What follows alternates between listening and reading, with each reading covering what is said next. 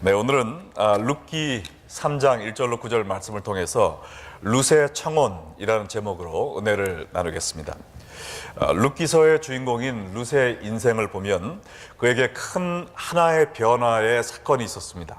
그래서 그 분기점을 중심으로 before하고 after로 그의 삶을 나눌 수 있게 되었는데, 그 사건이 바로 보아스와의 만남이라고 할 수 있겠습니다. 보아스를 만나기 전에는 남편을 잃고 타향에서 보리삭을 주워서 연명을 해야 하는 외롭고 처량한 여인이었습니다.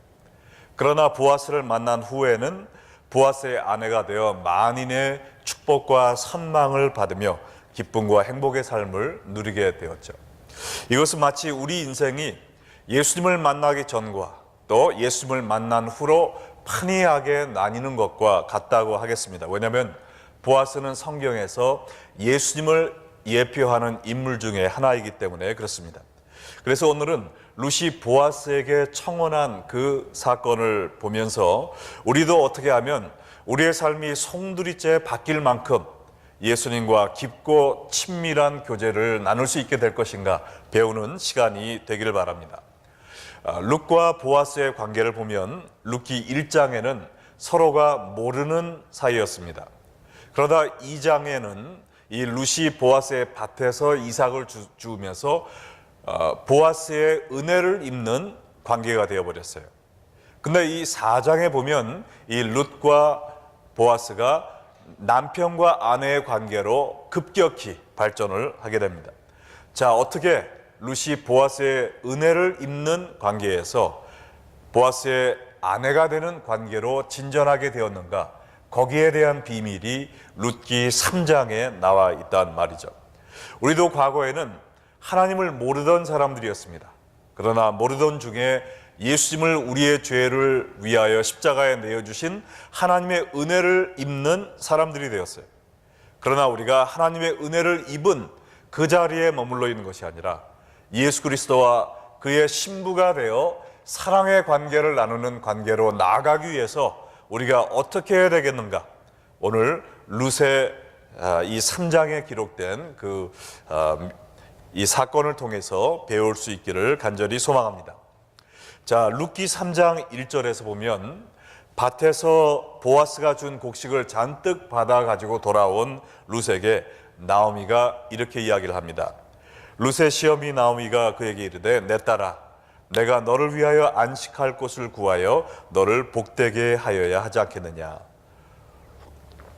여기서 안식할 곳이라는 것은 몸과 마음을 의탁할 수 있는 새로운 보금자리, 곧 가정을 의미합니다. 보아스가 룻에게 호감을 갖고 있구나라는 것을 눈치챈 나오미는 룻을 보아스에게 시집 보내서 행복한 삶을 살게 해줘야 되겠다라는 마음을 먹게 되었어요.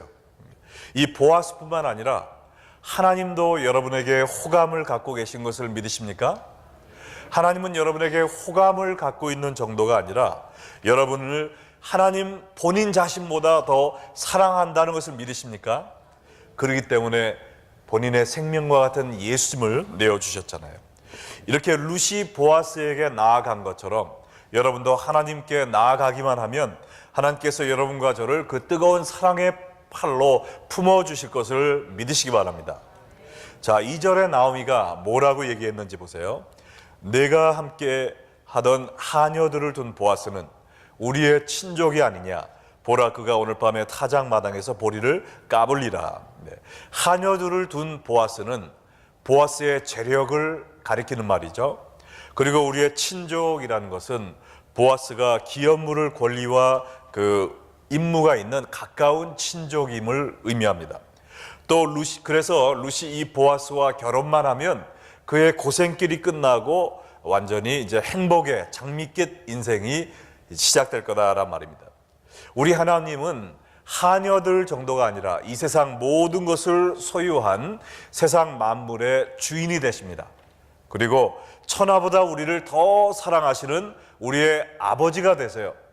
그러므로 우리가 하나님과 사랑의 관계를 회복하기만 하면 하나님께서 우리에게 필요한 모든 것을 그의 사랑에 따라 채워주실 것을 믿으시면 아멘 하시기 바랍니다. 자, 보리 추수가 끝나면 그 곡식단을 마당에 쫙 펴놓고 그것을 밟던지 아니면 나무로 쳐서 알곡들을 그 껍질이나 쭉정이들로부터 분리하는 그 작업이 타작일이다라고 했는데, 그 쭉정이들을 날려버리기 위해서는 바람이 불어야 됩니다. 근데 이 팔레스타인은 저녁이 돼야 육지에서 이 지중해로 바람이 불게 돼 있습니다. 온도차로 인해서. 그래서 타작을 주로 저녁 무렵에 했어요. 그래서 나오미가 얘기하기를 이 타작일이 있는 이 저녁 때, 그때 보아스에게 나가라 라고 이야기를 하면서 이 룻에게 세 가지 당부를 합니다. 나오미가 룻에게 이른 이 세 가지 당부가 하나님께로 가까이 나아가기 원하는, 또 예수님께로 가까이 나아가기 원하는 성도들에게 오늘 성령님께서 주시는 세 가지 당부라고 믿습니다. 룻이 이 세 가지를 실천함으로 이 보아스의 아내가 된 것처럼 우리들도 이 세 가지를 실행에 옮김으로 말미암아 예수 그리스도의 신부로 살아가는 여러분과 제가 되기를 주의 이름으로 축원합니다. 자, 첫 번째 스텝은요, 자신을 정결케 하라라는 것입니다. 나오미가 룻에게 제일 먼저 뭐라고 분부했는지 3절 말씀을 보시기 바랍니다. 그런즉 너는 목욕하고 기름을 바르고 의복을 입고 타작마당에 내려가서 그 사람이 먹고 마시기를 다하기까지는 그에게 보이지 말라 그랬어요. 보아스를 만나러 룻이 타작마당에 나아갔을 때 땀 냄새가 배어있는 더러운 옷을 입고 머리는 다 헝클어져 가지고 얼굴에는 진흙이 더덕더덕 묻은 그 모습을 하고 룻에게 나아가면 보아스가 뭐라고 했을까요? 보아스가 아니라 보지 않았으면 좋겠다 라고 얘기하지 않았겠습니까? 여자로 보이겠어요? 일꾼 중에 하나로 봐서 도망가겠죠. 네. 그래서 나오미는 룻에게, 보아스에게 가려면 먼저 목욕 제게하고 그 다음에 향기로운 기름을 바르고 그 다음에 예쁘고 깨끗한 옷을 입고 나아가라 라고 이렇게 얘기를 한 것입니다. 자, 이 룻이 목욕하고 기름 바르고 깨끗한 옷을 입고 보아스에게 나간 것처럼 우리도 하나님과 사랑의 교제를 하기 위해서는 먼저 우리의 죄악을 깨끗이 씻어내야 하는 것을 믿으시기 바랍니다. 예. 왜냐하면 하나님은 죄를 용납하지 않는 분이세요. 예수님도 이 세상의 죄를 지고 십자가 위에서 돌아가셨을 때 하나님은 얼굴을 돌리셨어요. 우리가 죄악을 그대로 입고 하나님 앞에 나아가려고 하면 하나님과 교제를 가질 수가 없습니다. 죄인은 하나님 앞에 서면 죽을 수밖에 없는 그런 존재예요. 그렇기 때문에 우리는 우리의 죄악을 먼저 정결케 하고 하나님께 나가야 되는 것입니다. 우리의 죄를 어떻게 씻습니까? 이태리 타월로 박박 문지르면 우리 죄악이 없어질까요? 이 찜질방에 가서 비싼 때밀이를 고용해서 박박 씻으면 죄가 없어집니까? 없어지지 않죠. 우리 죄악을 씻을 수 있는 세척제는 단 하나밖에 없어요. 그게 뭡니까? 예수 그리스도의 보혈임을 믿으시면 아멘 하시기 바랍니다. 요한일서 1장 7절에 보면 뭐라 그랬어요? 다 같이 읽겠습니다. 그 아들 예수의 피가 우리를 모든 죄에서 깨끗하게 하실 것이요. 하나님께 나아가기 위해서는 우리의 죄를 회개하고 십자가에서 흘려진 예수 그리스도의 보혈로 말미암아 우리의 몸과 마음과 영으로 지은 죄를 깨끗이 씻음 받아야 됩니다. 이것이 없이는 하나님 앞에 나아갈 수가 없어요. 이것이 없이는 우리가 예수님과 교제할 수가 없습니다. 나의 힘으로 깨끗해지려고 노력하는 것이 아니라 주님, 나를 위해 돌아가신 예수 그리스도의 보혈로 의지하여 내가 온전히 깨끗게 될 수 있음을 믿사오니 저를 불쌍히 여겨주셔서 저희 죄를 용서하여 주시옵소서. 회개하고 나아가는 자에게 우리의 죄가 깨끗게 되는 것을 믿으시기 바랍니다. 우리가 죄 용서받고 거기서 끝나는 것이 아니에요. 예복을 입어야 됩니다. 의복을 입어야 돼요. 이 의복은 뭡니까?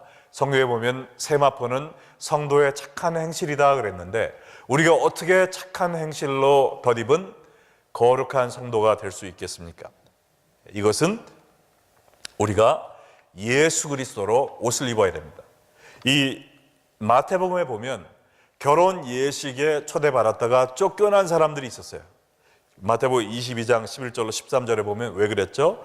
임금이 손님들을 보러 들어올 때 거기서 예복을 입지 않은 한 사람이 있어서 친구여 어찌하여 예복을 입지 않고 여기 들어왔느냐 하니 그가 아무 말도 못하거늘 임금이 사환들에게 말하되 그 손발을 묶어 바깥 어두운 데 내던지라 거기서 슬피 울며 이를 갈게 되리라. 혼인잔치에 합당한 예복을 입지 않으면 쫓겨난다고 그랬습니다. 우리도 예복을 입고 하나님을 만나야 돼요. 이 예복이 무엇이냐? 바로 예수 그리스도로 옷을 입는 것입니다. 로마서 13장 14절 읽겠습니다. 오직 주 예수 그리스도로 옷 입고 정욕을 위하여 육신의 일을 도모하지 말라. 육신의 일을 도모하지 않기 위해서는 우리가 예수 그리스도로 옷을 입어야 된다고 그랬는데 우리가 어디서 예수 그리스도 옷을 살 수 있습니까? 어떻게 그 옷을 입을 수가 있어요? 이게 무슨 뜻일까요? 예수 그리스도로 옷을 입는다는 것은 내가 예수님 안에서 사는 것을 의미하는 것입니다. 이 정도 되면 아멘이 나와야 되는데 자, 예수 그리스도로 옷 입는다는 것은 내가 예수님 안에 들어가 산다는 거예요. 언제 어디서 무엇을 하든지 간에 예수님이라고 쓰여진 성도의 유니폼을 입고 예수님의 이름으로 말하고 예수님의 이름으로 생각하고 예수님의 이름으로 행동하는 것입니다. 항상 주님과 동행하는 삶을 사는 것이죠. 이것이 바로 예수님과 깊은 교제를 누리기 원하는 성도의 자세라는 것이죠. 우리가 예배 나올 때요, 세상에서 죄의 옷을 입고 별짓 다 하다가 교회에 나와서 그제서야 죄의 옷을 벗고 의의 옷을 입고 예배 드리는 것이 아니에요. 우리가 교회에 나오기 전에 이미 예수 그리스도의 보혈로 우리가 죄 씻음을 받는 삶을 살아야 됩니다. 예수 그리스도의 옷을 입고 주 안에서 살아가는 삶을 살아야 돼요. 그러한 사람들이 와서 예배를 드릴 때 비로소 하나님이 기뻐하시는 예배가 되는 것입니다. 예배는 주일 예배와 금요 예배 그 정시에 시작하는 것이 아니에요. 그 전에 이미 시작해야 되는 것입니다. 우리 예배가 끝나는 그 순간에도 예배는 계속되는 거예요. 우리의 삶 자체가 하나님 앞에서 우리를 정결하게 드리는 예배자의 모습이 되어야 될 줄로 믿습니다. 우리가 주님 앞에서 항상 그리스도의 보혈에 의지하여 우리의 죄 씻음을 받고 예수 그리스도로 옷을 입고 주 안에서 생활함으로 말미암아 하나님이 기뻐하시는 의로운 예복을 입고 주 앞에 나올 때 우리가 하나님 앞에 정말 달려나갈 수 있는 사람들이 되는 것임을 믿습니다. 자, 이제 그리스도의 보혈과 또 그리스도의 의로 자신을 정결케 만든 우리 사람들은요, 이제 두 번째로 그리스도께 담대히 나가야 됩니다. 룻이 목욕하고 기름 바르고 의복 입은 후에 그 다음에 무엇을 하라고 그 나오미가 얘기했는지 4절 보시기 바랍니다. 그가 누울 때 너는 그가 눕는 곳을 알았다가 들어가서 그의 발치 이불을 들고 거기 누우라. 그가 내 할 일을 내게 알게 하리라 하니. 자, 타작일이 다 끝나고 거기에서 보아스가 누워 잘 때 그의 이불을 살짝 들고 그의 발 밑에 들어가 누우라고 했습니다. 자, 여러분 같으면은 외간 남자 이불 속에 들어가 자라 라고 하는 시어머니의 말에 네 하고 순종할 수 있겠어요? 이거 좀 이상한 거 아닙니까? 그걸 본 사람들이 뭐라고 저 룻은 정조도 없는 이상한 여자애 하고 욕을 하지 않았겠습니까? 예, 그리고 그 보아스가 깜짝 놀라서 큰 소리라도 치면서 호통이라도 친다면 얼마나 이게 싸그리 집안 망신입니까? 그죠? 그리고 보아스가 젊었나요? 아니면 나이가 많았나요? 나이가 아버지 뻘 됐어요. 아마 나오미만큼 연배가 됐을 겁니다. 이 룻이 이런 생각도 할 수도 있었어요. 아니 어머니, 저보고 그렇게 나이 많은 보아스 옆에 가서 누워서 그 아내가 되라고요? 지금 보아스가 어머니 나이인 줄 모르십니까? 보아스가 그렇게 좋으면 어머니가 가서 그 옆에 누우세요. 왜 젊은 나에게 그 할아버지한테 결혼하라고 하는 겁니까? 이렇게 반발할 수도 있었어요. 그러나 룻은 어떻게 반응했습니까? 5절로 7절 말씀을 보세요. 룻이 시어머니에게 이르되 어머니의 말씀대로 내가 다 행하리이다. 시원하게 대답을 했습니다. 그리고는 도망간 게 아니고 6절에 보니까 그가 타작마당으로 내려가서 시어머니의 명령대로 다 했다고 그랬어요. 그 힘든 거를 순종을 한 겁니다. 보아스가 먹고 마시고 마음이 즐거워 가서 곡식 단더미의 끝에 눕는지라 룻이 가만히 가서 그의 발치 이불을 들고 거기 누웠더라. 정말 사람들에게 온갖 오해를 다 살 수 있는, 일생일대의 수치가 될 수 있는 그런 일을 다 순종해버린 거예요. 왜요? 보아스에게 나아가기 위해서. 우리가 보기에는 그거 참 이상한 짓이다라고 생각할 수 있지만 구약 성경에 보면 남편을 잃은 여인이 그의 기업 물을 자를 남편을 삼아 그 집안의 대를 잇는 것은 성경에서 주어진 그 여인의 특권이었고 권리였습니다. 그래서 신명기 25장 5절로 7절에 보면 거기 이 이야기가 그거예요. 밑줄 친 것만 보면 그 죽은 자의 아내는 나가서 타인에게 시집가지 말고 그 남편의 형제나 기업 물을 자에게 시집가라는 겁니다. 만약에 그 사람이 그 아내 맡기를 원치 아니하면 성문으로 가서 장로들에게 일르라는 거예요. 그럼 그 다음에 읽어보면 그 사람한테 침 뱉고 가라고 이렇게 나와 있습니다. 그 정도로 그 여인이 마땅히 누릴 수 있는 특권이었어요. 그러므로 이 룻이 이거를 보고 담대하게 나간 겁니다. 자, 룻이 보아스에게 나아갈 때 수많은 장애물이 놓여 있었던 것처럼 오늘날 성도들도 예수님께 나아갈 때 장애물이 있습니까, 없습니까? 여러 가지 못 나가게 막는 것들이 있어요. 일이 너무 바빠서 나는 오늘 예배 못합니다. 할 일이 너무 많아서 오늘 성경 읽을 시간이 없습니다. 몸이 너무 피곤해서 나는 기도하지 못합니다. 이 세상에 너무나 재밌는 것이 많아서 내가 지금은 교회 생활 할 수가 없어요. 또 중요한 일이 있어서 이거 다 해결하고 그 후에 내가 하나님께 나아가겠습니다. 여러 가지 장애물들이 있습니다. 그러나 이 모든 장애물을 해치고 예수님께 나아가야 된다는 것입니다. 여러분도 사실 오늘 이 금요 미스바 집회에 나올 때 장애물이 있었습니까? 없었습니까? 여러분 정말 믿음이 좋으셔서 장애물이 보이지도 않을 텐데 TV에서 월드컵 게임이 할 수도 있고 친구가 만나자고 할 수도 있고 여러 가지 장애물이 있었지만 그걸 다 해치고 나오신 여러분은 하나님 더 축복하시기 바랍니다.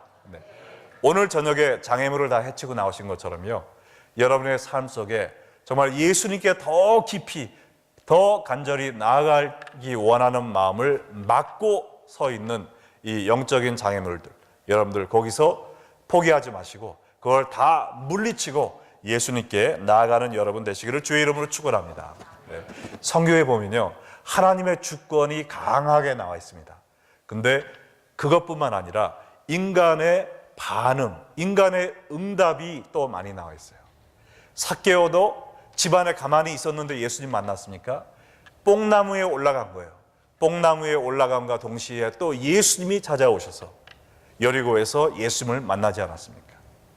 이 탕자가 이방 나라에 가서 춤추고 그냥 거기서 돼지우리에서 그거 먹고 있을 때 아버지의 사랑을 겪었습니까? 아니죠. 아버지의 사랑은 변화가 없었지만 그가 일어나 능동적으로 집에 돌아오는 그 길에서 아버지의 사랑을 만난 거예요. 우리가 가만히 있어서 하나님의 사랑을 경험하는 게 아닙니다. 하나님의 사랑에 반응을 해야 돼요. 적극적으로 간절한 마음으로 예수 그리스도에게 나아가야 됩니다. 하나님이 원하시는 여러분에게 향한 그 능동적인 하나님께 나아가는 그 발자국이 뭐가 있을까요? 믿음으로 그 발자국을 밟으시기 바랍니다. 주님께 나아가세요. 적극적으로 나아가세요.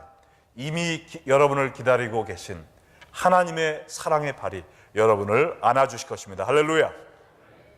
자, 오늘 룻을 통해 배울 수 있는 그리스도의 신부로 사는 또 하나의 비결은요, 하나님의 은혜를 간절히 간구하는 것입니다. 자, 룻이 숨을 죽이고 이 보아스의 발밑에 조용히 누워 있었을 때 보아스는 그걸 알지 못하고 새근새근 잠을 자고 있었어요. 자, 룻기 3장 8, 9절을 보시기 바랍니다. 밤중에 그가 놀라 몸을 돌이켜 본즉 한 여인이 자기 발치에 누워 있는지라 이르되 네가 누구냐 하니 대답하되 나는 당신의 여종 루시오니 당신의 옷자락을 펴 당신의 여종을 덮으소서.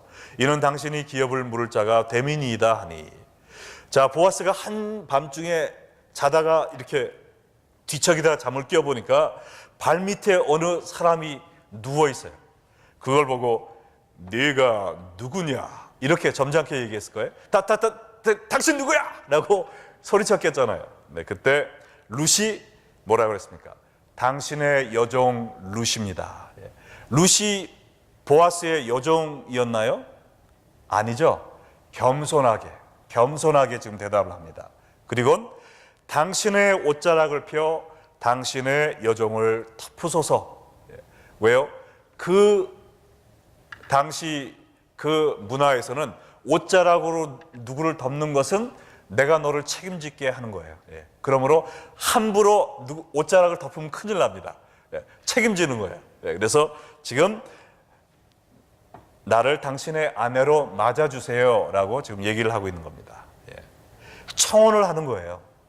근데 지금 이 옷자락이란 단어와 그 보아스가 2장 12절에서 여호와가 그의 날개 아래 너를 보호하시기를 원한다라고 축복한 그 날개와 옷자락이 똑같은 말이에요. 그래서 보아스가 룻에게 축복한 그 단어를 써서 지금 룻이 그 축복을, 하나님의 은혜를 당신을 통해 누리기 원합니다. 당신이 나에게 축복하지 않으셨습니까?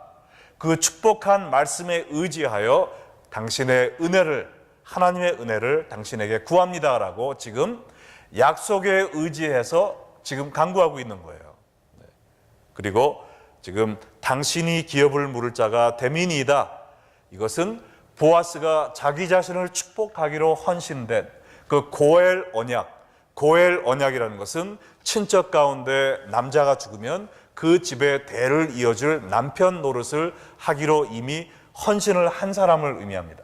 근데 이 기업 물을 자라는 것이 이 보아스가 나오미의 가정에 이 고엘 서약을 이미 한 사람이었다는 것이죠. 그러므로 이 룻이 아무한테나 이렇게 들이댄 게 아닙니다. 보아스, 즉 자기 가정을 위하여 고엘 서약을 이미 한, 나는 당신의 가정을 축복하기로, 돌보기로 맹세한 사람입니다 라는 그 사실을 알고 믿음의 호소를 지금 한 것이죠. 우리도 아무한테나 들여대면은 사람들이 우리에게 은혜를 베풀어 줍니까? 들여댈 때를 보고 들여야 돼야죠. 나를 사랑하고 축복하는 그 사람에게 우리가 물어보는 거잖아요. 부탁하는 거잖아요. 자, 근데 너무나 감사한 사실은요, 여러분과 저도 하나님께 얼마든지 하나님의 은혜를 간구할 수 있는 그 특권이 있다는 사실입니다. 믿으십니까? 왜냐하면 하나님은 내가 너를 축복하노라, 내가 너를 사랑하노라, 내가 너를 돌보겠다, 내가 너에게 은혜 주기 위해 산다 라고 이미 맹세하셨다는 거죠. 여러분, 이사야 30장 18절 다 같이 한번 읽겠습니다. 그러나 여호와께서 기다리시나니 이는 너희에게 은혜를 베풀려 하심이요 일어나시리니 이는 너희를 긍휼히 여기려 하심이라. 이거는 정말 여러분이 외우시고요, 여러분 성경책에도 써놓으시고 화장실 거울에도 립스틱으로 써놔도 좋을 만한 그런 구절이에요. 하나님이 우리에게 은혜 베풀어 주시기 위해서 우리가 은혜 베풀어 주세요라고 간구하기만을 기다리고 계신다는 거예요. 하나님이 일어나실 때는 배고파서 어디 일어나시는 것이 아니고 반드시 한 가지 목적을 위해서 일어나신답니다. 왜요? 무슨 목적이에요? 우리에게 그의 자비와 긍휼을 보여주시기 위해서 하나님이 일어나시고 행동하시고 역사하시는 하나님이시라는 겁니다. 이거보다 더 큰 사랑과 더 큰 축복의 언약이 어디 있습니까? 우리에게 은혜를 더 베풀어 주지 못해서 안절부절하시는 하나님께 우리가 해야 될 일은 뭐예요? 하나님, 저에게 은혜 베풀어 주시옵소서. 이 한 가지 간구만 하면 되는 거예요. 여기 계신 분 중에 아버지 중에 딸바보인 분 한 번 손 들어주세요. 딸바보. 나는 자칭 딸바보다. 예. 또 엄마들 가운데 나는 아들바보다. 예. 딸바보, 아들바보가 뭡니까? 이게 딸만 보면 무장해제되는 거예요. 원하는 거 그냥 생각 없이 다 주는 겁니다. 더 주지 못해서 한이 되는 거예요. 저도 딸바보예요. 제 딸이 와서 아빠 오늘은 간 좀 꺼내주세요 하면 제가 간을 꺼내줄 거고, 심장 좀 주세요 하면은 가위 갖고 와 해서 심장 주고 말 거예요. 예, 그냥 계산 없이 주는 겁니다. 더 주지 못해서 안달해요. 예. 근데 아들한테는 제가 조금 다른데 우리 아들한테는 또 아내가 그냥 다 주지 못해서 안달입니다. 여러분, 하나님은요, 하나님의 아들, 딸 바보십니다. 정말 여러분 앞에만 서면 바보가 될 수밖에 없는 하나님이세요. 여러분이 무엇을 원하시든지 하나님의 뜻 가운데 정말 은혜를 베풀어 주시지 않고는 배기지 못하는 것이 바로 사랑의 하나님이라는 겁니다. 이 하나님이 계신데 우리가 뭘 걱정합니까? 왜 이 하나님께 은혜를 간구하지 않고 오늘도 내 힘으로 살려고 아둥바둥하면서 그렇게 피 터지며 이마 터지며 살고 있냐 말인 것이죠. 여러분, 우리에게는 이 은혜의 하나님이 계십니다. 여러분이 무엇이 필요하든지 간에 우리가 먼저 우리의 하나님께 나가기 전엔 뭘 해야 된다고요? 나를 정결케 해야 되죠. 죄가 있으면 우리 기도를 듣지도 않으신다고 그랬어요. 들을 수가 없습니다. 죄의 벽 때문에. 날마다 우리가 먼저 예수 그리스도의 보혈로 하나님 앞에 회개하면서 주여 저를 용서하여 주시고 그리스도의 보혈로 저를 보호하여 주시고 이제 예수 그리스도로 옷 입고 주 안에 사는 제가 되게 하옵소서. 주님과 동행하며 날마다 정결할 삶으로 하나님께 예배하는 저희가 되어야 되는 겁니다. 그리고는 그리스도에게 나아가는 거죠. 세상이 뭐라고 하던, 또 마귀가 뭐라고 장난을 치던, 함정을 파놓던, 유혹을 하던 우리가 무작정 정말 보아스 이불 속으로 파고 들어간 룻의 심정으로 예수님께 나아가는 겁니다. 뽕나무 위에 올라간 삭개오 심정으로 예수님께 나아가는 거예요. 염치 무릅쓰고 아버지께로 돌아간 탕자의 심정으로 하나님 앞에 나아가는 겁니다. 그때 하나님이 우리를 반겨주시죠. 그때는 우리 이미 무장해제된 하나님 앞에 주님의 은혜를 간구합니다. 하나님의 옷자락으로 주의 날개로 불쌍한 저를 덮어주시옵소서. 주의 은혜 없이는 살 수 없는 부족한 저인 거 아시잖아요. 또 넘어진 저인 거, 맨날 쥐어 터지는 저인 거 아시잖아요. 여러 가지 어려움과 외로움과 또 경제적인 어려움과 가정의 불화와 여러 가지 문제 속에 헤매일 때 우리는 주님 앞에 나아가기만 하면 됩니다. 내 자신을 정결하게 하고 염치 무릅쓰고 주님 앞에 나가서 하나님 앞에 부르짖는 거예요. 주여, 당신의 날개로 당신의 옷자락으로 오늘도 저를 덮어주시옵소서. 이 한마디로 모든 것이 끝나는 겁니다. 근데 우리가 한 가지 알아야 될 것은요, 하나님의 은혜를 간구할 수 있는 것도 때가 있다는 겁니다. 때가 지나면 안 되는 거예요. 이사야 55장 6절과 7절에 너희는 여호와를 만날 만한 때에 찾으라. 가까이 계실 때에 그를 부르라. 악인은 그의 길을, 불의한 자는 그의 생각을 버리고 여호와께로 돌아오라. 그리하면 그가 긍휼히 여기시리라. 우리 하나님께로 돌아오라. 그가 너그럽게 용서하시리라. 이 말씀이 오늘 여러분을 향한 하나님의 심장에서 나오는 말씀입니다. 혼자 고생하지 말고 죄 가운데서 뭐 재미있는 거 있나 찾아보려고 헤매지 말고 지금 내가 양팔 벌리고 너를 기다리고 있으니 나에게 돌아오라. 나에게 돌아오라. 돌아오기만 하면 내가 나의 사랑의 날개로 너를 덮어주리라. 더 늦기 전에 바로 오늘 주님께 돌아가는 여러분과 제가 되기를 주의 이름으로 축원합니다.